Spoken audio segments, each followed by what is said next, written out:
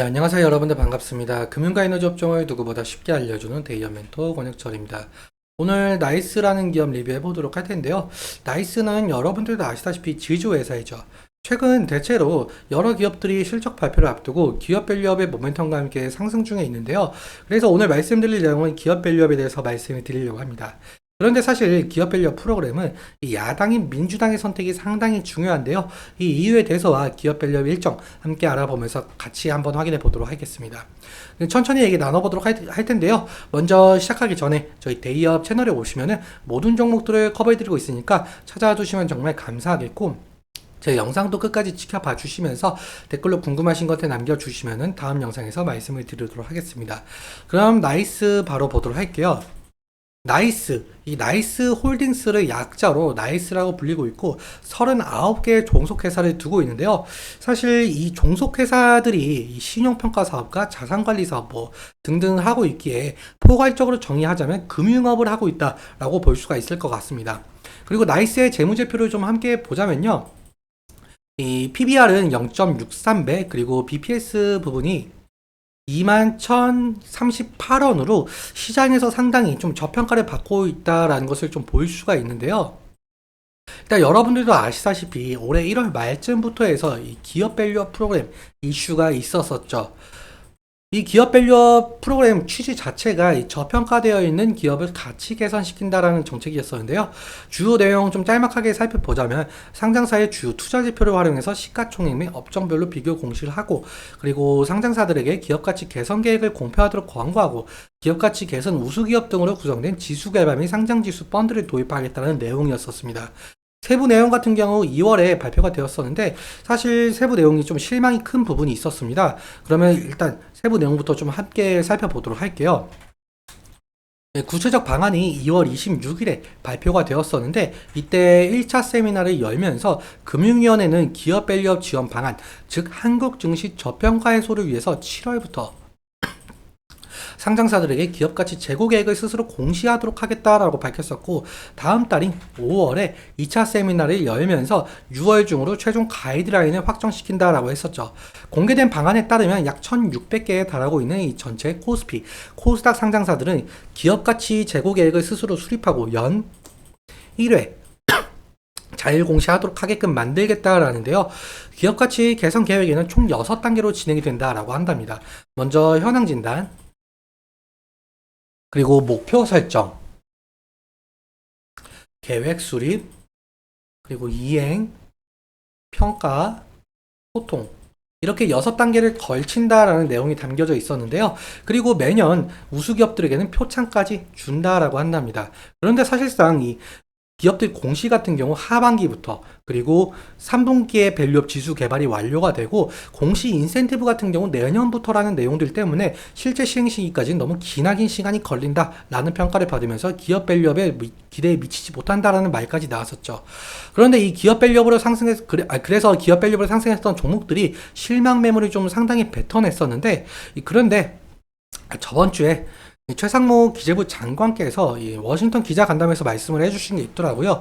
코리아 디스카운트 해소를 하기 위해서는 이 기업 밸류 프로그램을 좀 변함없이 추진을 해야 된다. 라고 하면서 현재 저평가 종목들이 상당한 상승을 좀 보여주고 있죠.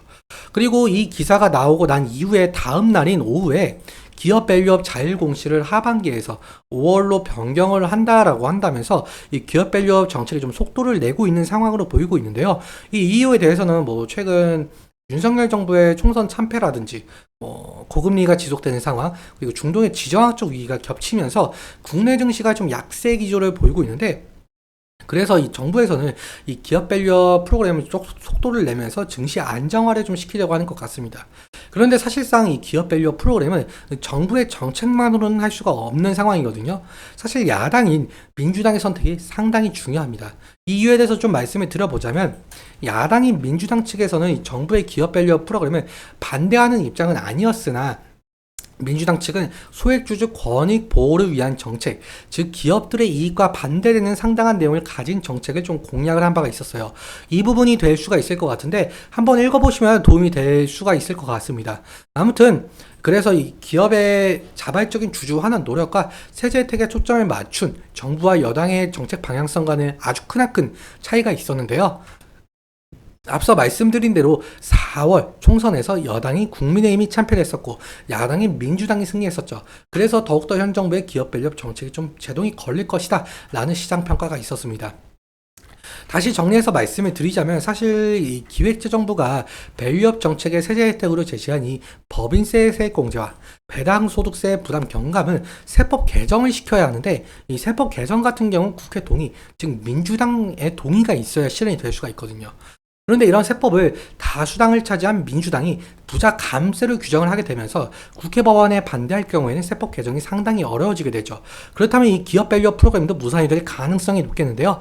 일단은 민주당 측에서도 이 1,400만 명의 달하고 있는 개인 투자자 여론에 반응을 할 수밖에 없는 입장이긴 한데요. 그래서 사실상 민주당과 정부의 정식 합의가 이루어질지 그리고 실제로 기업 밸류업 정책이 실현이 될지 아직 미지수로 보이고 있습니다.